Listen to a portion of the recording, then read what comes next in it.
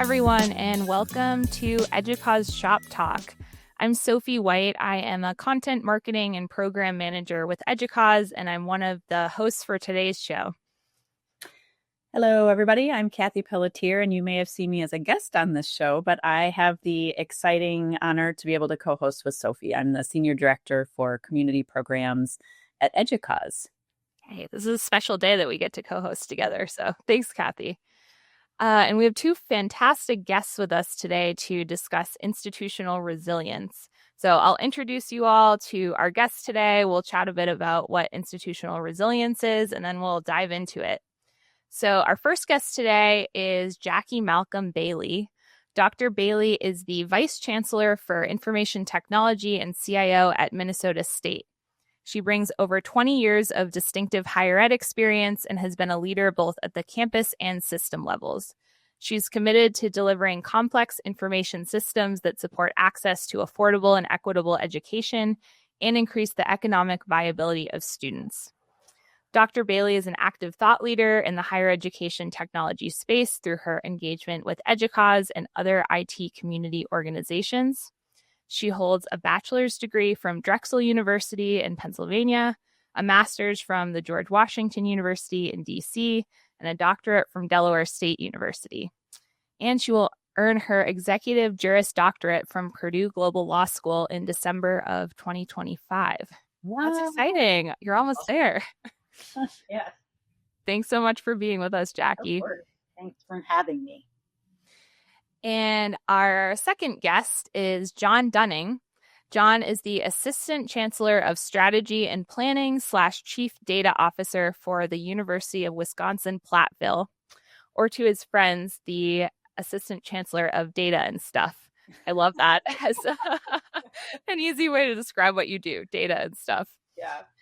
He has served in the higher education space for nearly 35 years, all at regional comprehensive institutions like UWP. John is a passionate advocate for collaborative work within the higher education community writ large and the higher ed IT community in particular. He served for a decade as chair of the Midwestern Higher Education Compact Technology Community, which focused on using national procurement and best practice collaboration to enhance value for students throughout the nation. He served as a founding member of the CANE Group, a multi-state shared services organization comprised of 13 institutions. And he has also volunteered with EDUCAUSE in a number of capacities. So thank you, Jackie and John, for being with us and for all that you do for EDUCAUSE. We really appreciate all of your time. Thrilled to be here. Thanks. Yep, it's a pleasure. Great. And I love that both your bios had so much about supporting higher education in general and the success of students. So we can talk about how that fits into institutional resilience in a bit. So before we dive in, I just wanted to give a definition of what institutional resilience means, because resilience can look a lot of different ways depending on the context that we're working in. But for this specific conversation, we're looking at institutional resilience as the ability to anticipate, respond to, and adapt to quickly changing circumstances in ways that maximize opportunities and minimize impacts of unforeseen events. So that's the EDUCAUSE definition of institutional resilience. And I thought that was important to illustrate as we've been talking about some of this institutional resilience work. Janae Robert, who's sometimes our co-host, typically our regular co-host. We're so excited to have Kathe today. She mentioned that this issue, we're really looking at it from a systemic standpoint and not from the standpoint of an individual has to be more resilient and do things a different way. We want to look at what the structures are in place that can build this type of resilience to support our institutions now and into the future. Does anyone want to add anything in terms of that definition or why you think that's important as we're looking at resilience right now? Yeah, I'll add one thing. One of the things I think is really important, we think about resiliency, it's always about sort of our ability to bounce back. And I was doing some reading a couple of weeks ago, and it's actually more of how do you bounce forward right? Yeah. How do you reinvent yourself? How do you continually put yourself in a space and place where you're bouncing forward and looking at the future as opposed to being reactionary and saying, well, I bounced back. Didn't we do great? Right? I think we all wanted to bounce back after COVID instead of really acknowledging the fact that we actually had to bounce forward in higher ed and do our business a bit different. And that's the beauty of resiliency. If you want to look at it that way, there's a positive sort of forward thinking way in that. So. Yeah, I love that, Jackie. And it's connecting for me with some of the comments Sophie made earlier about sort of advocacy for the higher ed community writ large, right? And so I'm thinking of this as we're having this conversation in terms of societal resilience. And so the reality is that, we are going through profound societal change right now. And higher ed, at least in my ideal, right, and hopefully conception of reality, higher ed has always had a role in societal fabric. And so I think this is a really interesting time to have this conversation, because how do we, as a vertical within society's fabric, bounce forward, to use your language, and what impact then in a positive way does that have on society writ large? I think that's a fundamentally important question right now. Yeah, I love the bounce forward idea. And I would also add that it's not by accident, right? It's because we are intentionally creating these structures and attributes in our organizations that enable us to either be forward thinking or be agile or anticipate potential challenges and be ready for them so that we can weather those storms, and not just the bounciness of of a system or a group of people, to have that grit to just, but it's like anticipating, right? So I think that's what's so empowering too, that the institutional resilience is something that we can create and develop in our organizations. And I know both of you were on the panels that we held at EDUCAUSE to develop the definition that Sophie shared and to identify various attributes of resilient organizations. I'd love to hear from you, any of those that stuck out in particular for you, or any aspects of resilience that seem either the most critical or the most timely, or, just the ones that pop out for you. Any for you, John? Yeah, I think for me, and this is informed by having had a number of opportunities in the last 2 or 3 years to practice institutional resilience. That's not something you really want to have on your resume, but it is a reality that we find ourselves in, right? And so for me, what's fascinating, having done some of that definitional work with EDUCAUSE prior to experiencing some of the things in the last 2 or 3 years, and then having lived through that, is number one, I think in terms of the language, I think we got it right. What really surfaces to me, though, is that there is a nuanced layer of understanding for me below that language, realizing that it's people that make all of those things happen, right? Yes, we build systems, and our systems are important. Yes, we build structures, and our structures are important. But when stuff's going down, it's the people in those systems and structures that we lean on and bounce forward with, that make all the difference. And so I think we've absolutely got the concept right. I think what's really important for us to remember as we go through is the sort of nuanced, softer side below the implementation of those concepts that are also critical. And it's important not to lose sight of that. Yeah, John, I think that's spot on, because I think frequently we talk about the structures, we talk about all the ways in which our institutions will be able to bounce forward and reinvent ourselves, hopefully ahead of any crisis or something like that, or any type of disruption. But I think we also have to remember that we are people, right? That's who we are. That's who we serve, and that's who we are. And that is, to your point, who's doing the work. So as you're doing this type of work, which a lot of times involves large scale change and rethinking the way in which we do our business in higher education, I think sometimes we forget just how tired some of our folks are from all the change, from all the being innovative and strategic. And how do we help them be in a space? How do we take care of them, be their cheerleaders, so we can encourage them to continue to want to do this work with us. So I think people, to your point, John, really, really important. When things actually sort of go bump in the night, who are we calling, right? Yes, we're reliant on our systems and other things like that, but we're largely reliant on the people to do the work. So how we care and feed for our staff and our employees and our students and our faculty and all, I think it's equally as important as those structures that we need to be putting into place to future-proof ourselves as well. I think that's a great point. And I'm curious, John, as the assistant chancellor of data and stuff, we're talking a lot. And I know that this institutional resilience research has to do with using data as a strategic asset too. Data is typically not always thought of as, really people-centric, thinking about the softer side.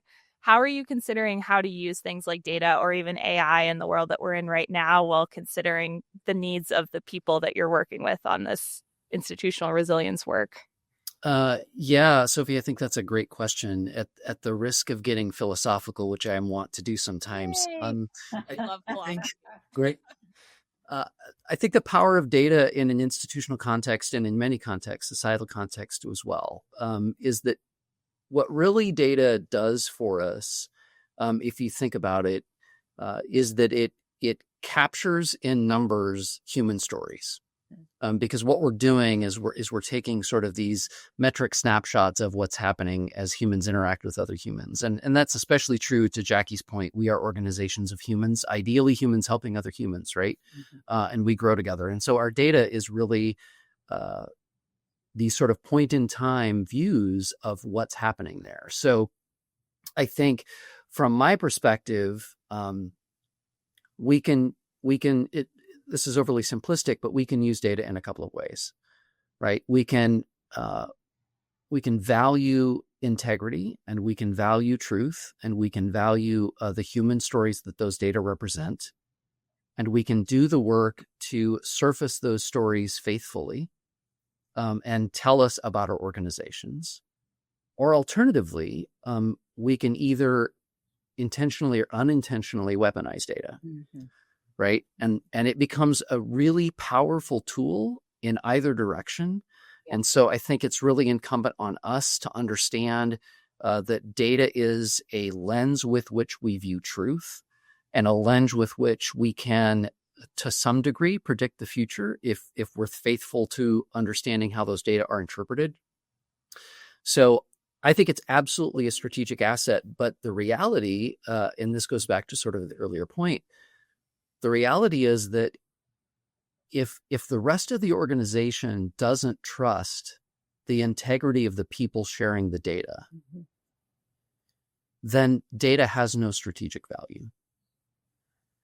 And so, yes, it's about our systems. Yes, it's about our technologies. Yes, it's about building the infrastructure to help people faithfully surface those stories quickly and easily, so that we can sort of scenario plan and do those kinds of things.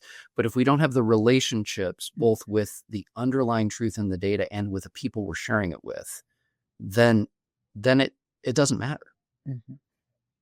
Yeah, and John, the other thing I think about too, thinking about data as an asset, how do we look at data sort of as we do software as a service, right? So thinking about data as a product and not a byproduct, right? We're always trying to sort of use it after the fact. And how can we use it to inform in a proactive way? And it goes back to resiliency, because I do believe that part of resiliency is making sure that you create literacy around your data. The ability to understand it and comprehend it and use it for our common good, as opposed to weaponizing it, because that's actually the easy thing to do, is to weaponize it and have it tell the story you want it to tell, as opposed to really taking those meaningful insights. And so, that's sort of the way I look at it. Is my organization is currently building its data strategy. And we've pulled our groups together to really think about, how do we think about using our data as a product and not a byproduct, not as a laggard, right? But using them forward thinking. And I think about things like AI and machine learning. Those aren't new concepts, right? They are in higher ed in the way in which they're being used, but they've been here for some time. And it goes back to, I think it took us by storm, many of us in higher education, and others are like, we've been using these things, and right. And so, and higher ed is sort of that way. Sometimes we kind of are sort of last to the gate.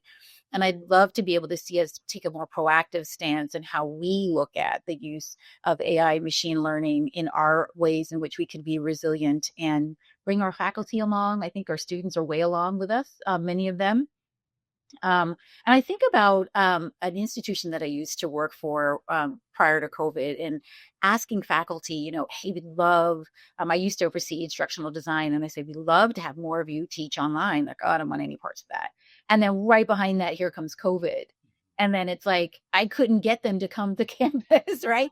No, I just love to teach online. And so that's the way you transform yourself. It's a way to start thinking about it in that, again, forward thinking way, as opposed to looking at things as a barrier, but looking at them as, how can we continue to service students in the spaces that they're in?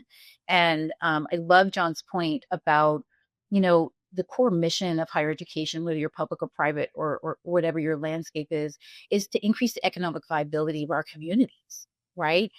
We have to be resilient because, higher education has that wonderful mission of being able to be there to support a student wherever they are, whether they're 17, whether they're 79, whether they're 73, like my dad, who's getting another doctorate. I don't know why, but, and so he can, right. And live in that space in a way in which he can get after it when he wants to, because we're there, right. Still remain relevant. So. Both of you have touched on a tension that I think is important for institutional resilience, which is the tension between innovation and governance, and trust is in there somewhere too, in those relationships. Can you both speak to that and how you've navigated that tension on your campuses? Oh, goodness. That's a great question. Yeah, I was going to say, we can narrow it to data and AI or other use cases, but that was in my mind, of the data and AI, innovation and governance. No, I think that's great. And it's in its broadness, the way you presented it, Kathe. I think about doing large ERP implementations, and you think about how we're trying to be utterly and completely big and innovative, and how we're trying to navigate who we are, who we happen, who we want to be in those places and spaces. And so it's been difficult. I would say it's been really difficult to be innovative in a space typically, especially around the ERP space, become a homegrown system. And there's a culture, right? There's a culture within our organization, but this has largely worked for us. It has served its purpose. And there are those who are saying, why are we doing this? And there are those that are saying, yes, let's go. We want the change and can see the future because there's AI, machine learning, and all of that as well. And so I think it is challenging and difficult to try and be innovative and be resilient. Again, the level of change that's happening, moving into a SaaS-based product, software as a service, and trying to get people to move along with you, right? And but then you being the visionary and leading these teams and saying, this is going to be for the good, and this is going to be wonderful and great, and helping them try to see it in the midst of all the change and in the midst of all the challenges. And I always say to my team with our implementation, I said, it's big, it's burly, but it's beautiful, and we're making history. Look at it in that way, and not to create such a burden around it, but also knowing what you're doing on behalf of students. That's where I feel like we can show up and do our best work. So.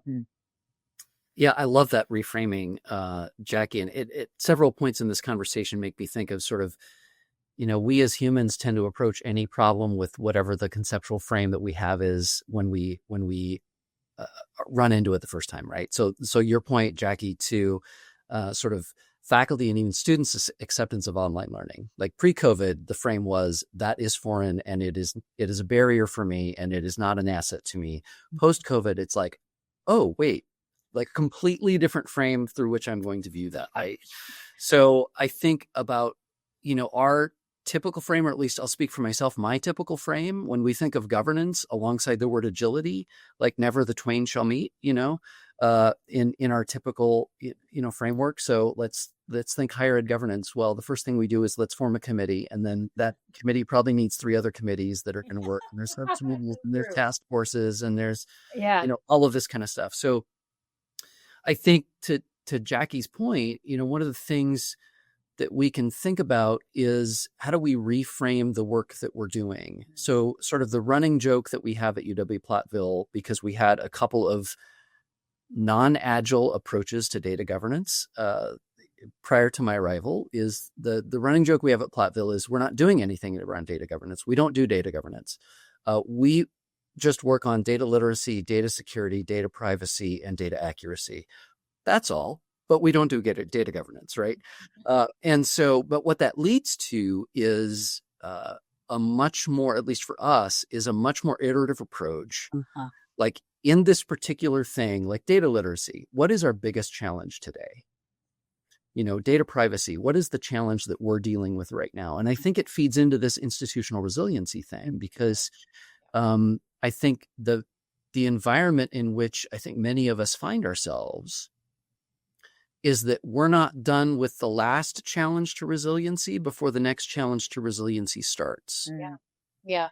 Right. And so how do you navigate a world where it can feel like, if you're not sort of helping yourself with reframing, it can feel like you're always in crisis. But the reality is we're simply always in change. And so how do you navigate that? Well, one approach to that is to do it iteratively and not try to eat the elephant all at once, but keep in mind that the goal is no elephants were harmed in making this now. Keep in mind that the goal is to eat the elephant, but we are going to do it one bite at a time. And the view of which bite is next is going to change from day to day. Yeah.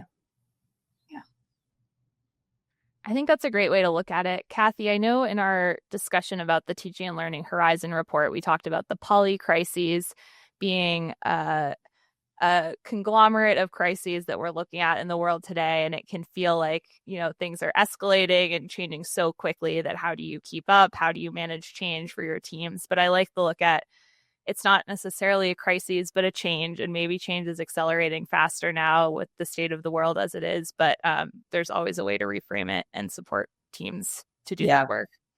And my very first exposure to something like institutional resilience was actually instructional resilience.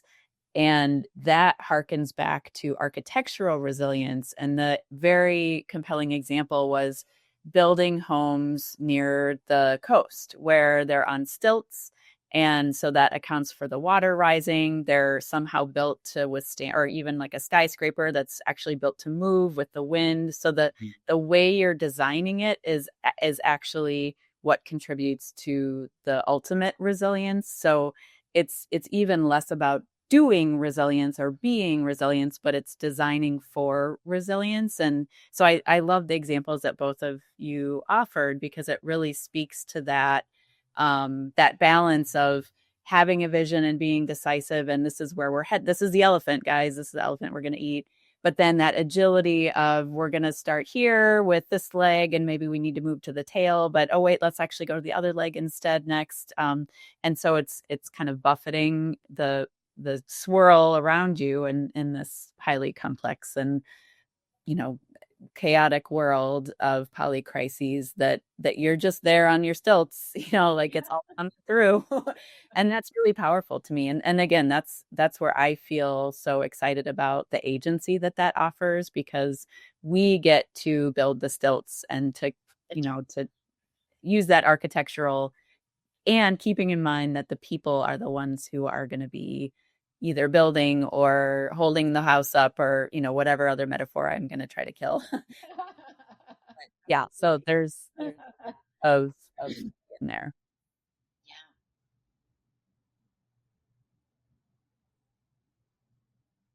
I have another question. Go for it. Are you saying no? No more questions? We're all about it. One of the things that has come up as we've been exploring this idea of institutional resilience is that in some ways it's an institutional I mean, it's in the name, right? It's an institutional concept that requires the very top leadership to be on board, to be a champion, to be a part of this architectural endeavor.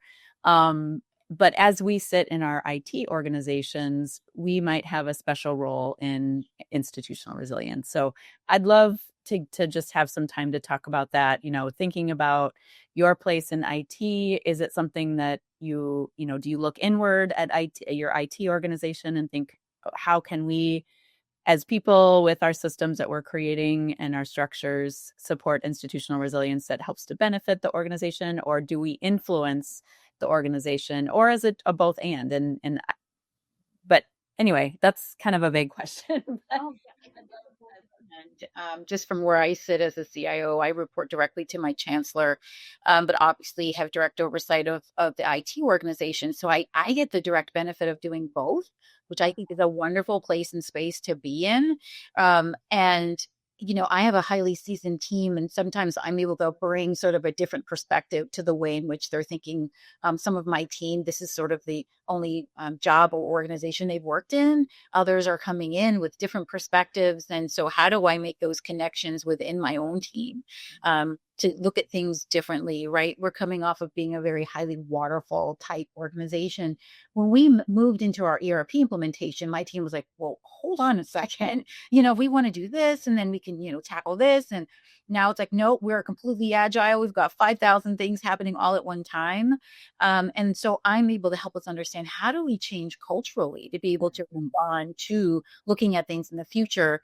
I think when we think of things like polycrisis and it being in that mode, we always think about what's right in front of us, right? I just need to solve what's right in front of me.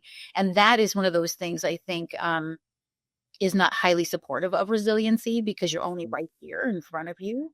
But I also think too, in thinking about reporting out to the chancellor, but also having an opportunity to work with my vice chancellor colleagues, as well as the presidents from our campuses, is helping them see something different and the why in it. And why would we want to do this? And how does this benefit your campus? And how does this benefit your students? And so the way in which, and it's funny because I have a background in marketing communications, which some say, that's strange, right? You have a background in marketing communications, but you work in IT. And I said, they actually work very, very well together from a organizational change management perspective, because I am able to sort of help message and help figure out the why to folk when they're thinking about, I know what this technology thing is here to do. Well, I don't have to use the technical terms. I can pull in some layman's term technology to help them understand how this is going to work on behalf of your students, on behalf of you, create efficiencies, have you look at you doing your particular business better and different. And so I think that is a really big question, but I think that as I think about the resources that EDUCAUSE offers us as IT leaders as well, I think about the integrated CIO, and I know sometimes when I talk to folks, I sound like a bit of a broken record, but that's how I see my role. Is I am truly woven into the fabric, right? IT is woven into the fabric of our business every day, and how important that is, and the level of influence you have around that to do good and support where your organization needs to go well off into the future is really important, and how we should be using our roles to do that, right? To work within my team. I said to my team the other day, and I was like, I want us to do a bit more with AI. I want to think about how we're using our current tools and applications to do that, where they're plugging and chugging along and they're turning these things on. And I'm like, but we've got to have a little bit more strategy around what that looks like. But then I can take that and help the chancellor understand how we're using AI within our system, right? And so again, I just enjoy the fact that I get to do both and help to support and influence my team, but also help to support and influence and help leadership understand the why. I think that's great, Jackie. And I'm really blessed to be sort of in a similar position. I report to the chancellor, IT reports up through me. We have a CIO, but we just sort of an unusual reporting structure, but it works for us. But as you were talking, and as Kathe was posing the question, one of the things I got to thinking about was really that role of IT in value creation for the business, right? It's not about the technology. It's about how do we extract every bit of high value human potential that we have in the organization? Mm-hmm. And to put it in rudimentary terms, like let's stop doing stupid work so that we can have the time that we need to spend with our students and to spend with our colleagues doing the things that the technology doesn't do well yet, right? And so one of the things that I've found when you do get into an institutional crisis, it's almost like a sci-fi movie where like time slows, everything gets super focused on exactly the things that are most important in that moment. Right. So we had an institutional event here about 6 or 8 weeks ago. And all of a sudden, everything else goes away. Mm-hmm. Like the strategic plan goes out the door for a moment, and I'm in charge of the strategic plan, so it can't go out the door forever. But for the moment, you put it outside the door, right? What becomes important is the safety and well-being of students, right? The safety and well-being of staff. Logistical things like how do we move people from here to here and do that in a way that's safe. So everything gets hyper-focused, which means that if you haven't done the work of value creation, you are going to have business processes that fail while you're focusing on the thing that has to take focus right now. That's right. Yeah. But if you've done the work of value creation, the machine keeps humming. That's right. Right? The machine keeps humming. Like the bill's still being paid, right? Like students are still, taking their classes, doing their whatever.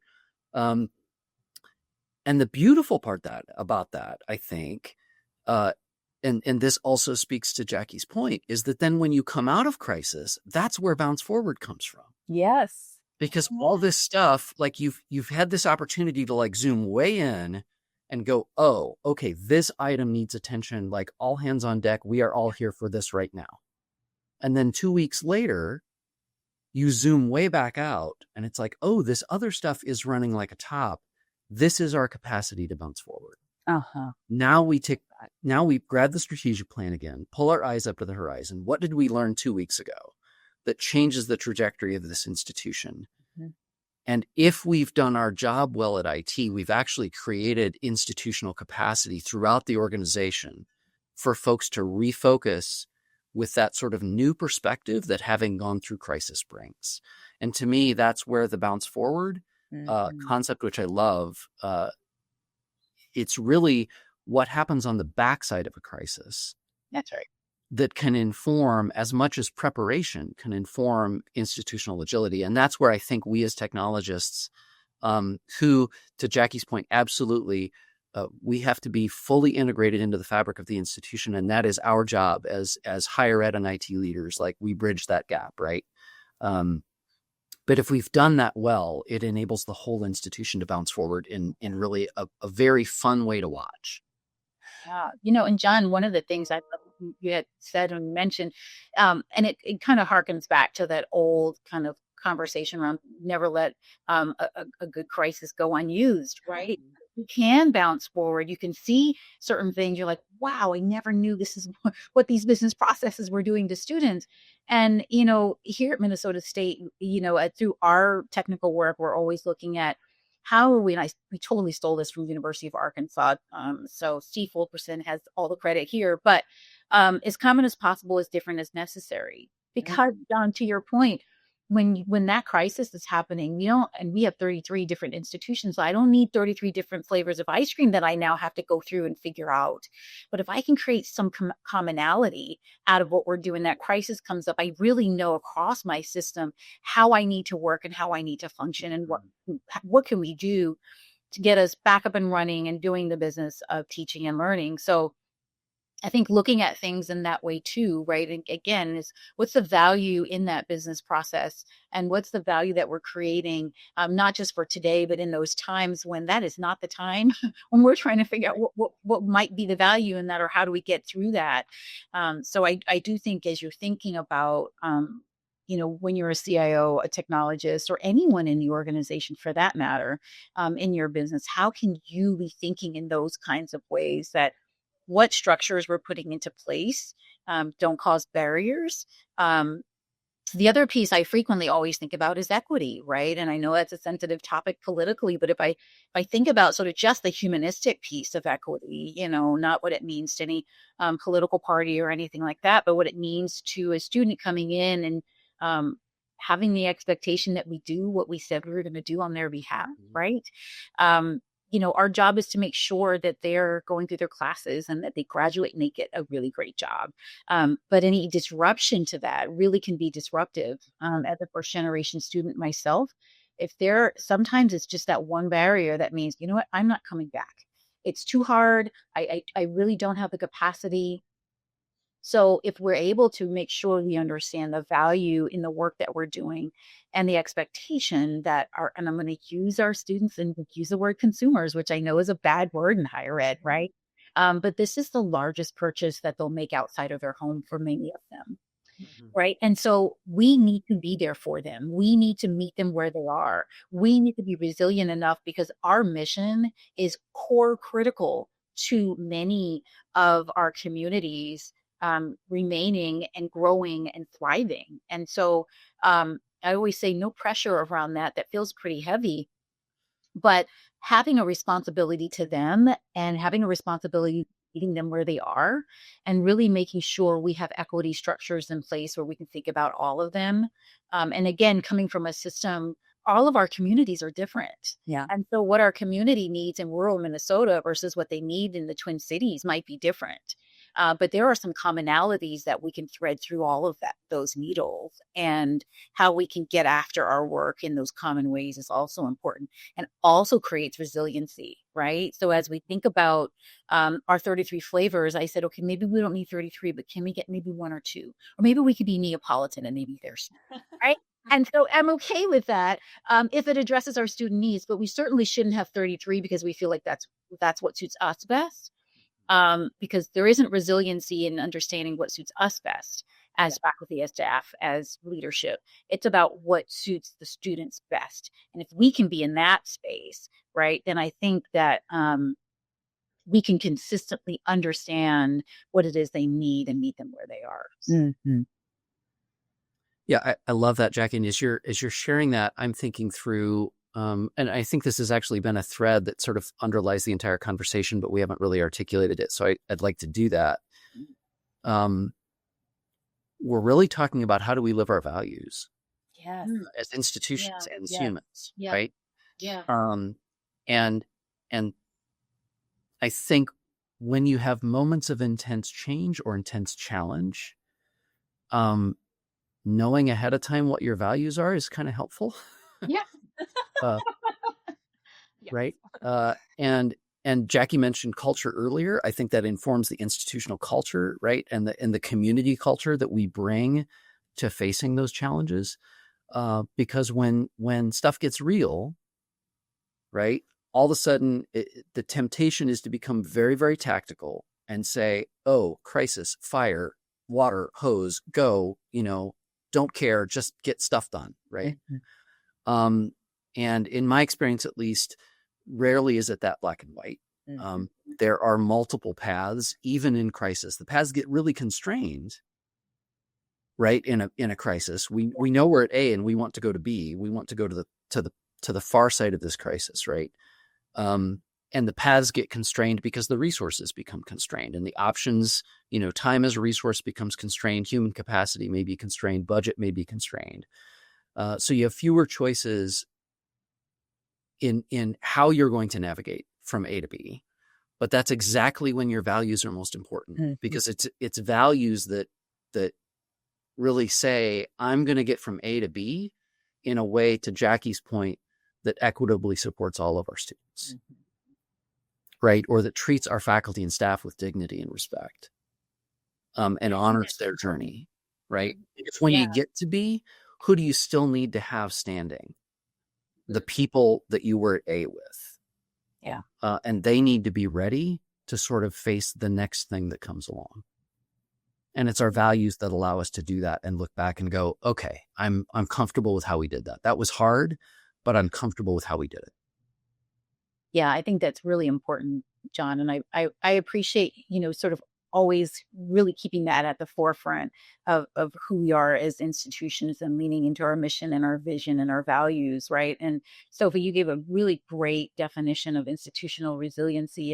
And part of that is using all of that to make sure you don't lose sight of the reason why you're here, right? That mission and that vision and those values. And how do you revisit those? And that's something that we've used as a strategy here at Minnesota State is, when times are difficult and hard, how do we go back to, okay, who are we, right? And how do we pull that in and lean into that during times of crisis? And, how do we use that to move the work forward and to continue to care and feed for our students? And so I do think it becomes transactional, as John mentioned, right? When you're in crisis mode, it's like just trying to get the fire put out, right? What are the things I need to do to get the fire put out? But if we really think about the mission of who we are, yes, you do want the fire to be put out, but how do we do that in a way that honors who we are? And so that way it doesn't then become just transactional, but becomes meaningful and thought-provoking and growth-provoking as well. Yeah. Getting those values into muscle memory of all the individuals in the institution. Absolutely. Yeah. So it's good, it's good work. I think that at times we look at this as pretty heavy, and it can be, right? I'm not certainly saying that it's not at times, but I think if you're able to take the time and again, look forward, bounce forward, reinvent yourself, use your crisis to the good. I think that's in those moments when you understand just how meaningful your work is every day. And I enjoy what I do. I enjoy my job. I enjoy the people I work with. I enjoy going to our campuses and seeing our students. And right now we're implementing a technology specifically for our students.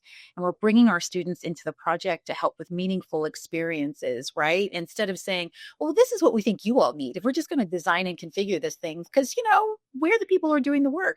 And there's a novel thought. Maybe we can actually get the people who are going to be the recipients of this thing included and involved. And so we're including our students, not just as sort of focus group people, and people that we can listen to, but really, if I'm a marketing student, can I get you involved in change management? How can I get the voices into the work of the folks that we directly influence every day? Because there just might be some really good ideas that exist outside of our own. And I think those are other important ways in which you can understand how you lean into that mission. What do you want? What are you expecting of us? What's on the horizon for you? What program would you like to see? What do we not offer you? What could make your experience that much better? Because I think if you can involve your students and your other stakeholders now and in real time and all the time, I think you'll get past some of those pieces of doing things that perhaps you thought were what they wanted, but maybe weren't really what they needed. Yeah, it's that interconnectedness aspect that really it helps us knit together as a community too, and engenders trust and just builds it's a self-perpetuating wheel of goodness to have that kind of engagement. Mm-hmm. Yeah, I love that example, Jackie, because the thing that I find amazing is, and this is where sometimes I think, and just speaking like from an editorial perspective for myself, sometimes we overuse financial data in our decision making. We forget why we're doing the thing that we're doing, and I get the importance of financial data, right? Like there is no mission without margin. I get all of that, but what you're describing, to me, is exemplifying a value of we are doing this for students. Like we are doing this to change a student experience. We are not installing a piece of software that students will use. We are actually trying to do something to positively change the student experience. Right. And so when you reframe that job with the value in mind, not only do you still get to be, you actually get further. Yeah. Right. You actually accomplish something that wasn't necessarily in the brief of the thing that you set out to do, because you did it the right way. And we were going through an experience a couple of years ago, and it involved a lot of iterative choices. And we would have leadership folks sitting in the room, and I probably can't capture this gesture on camera, but Chancellor would repeatedly sort of take her hands and bring them back to her chest. Mm. And that was symbolic, and we all knew what it meant. Like, Mhm. are we keeping our students close? Mhm. Yeah. Yeah. Is this decision keeping our students close? Mm. And so when you said muscle memory, Kathe, like literally it was muscle memory. And I think it's incumbent on us as institutional leaders, like IT hat, academic affairs hat, like finance hat, regardless of what hat we wear, marketing and comms hat, right? It's incumbent on us as institutional leaders to literally model that behavior. Oh, yeah. Absolutely. Right. Otherwise, why is anybody going to follow? Yeah. And that is especially important in moments of crisis, and especially important. I guess it's not special if it's special on both sides, but right in between moments of crisis, right? We have to model that at both times, or we lose it.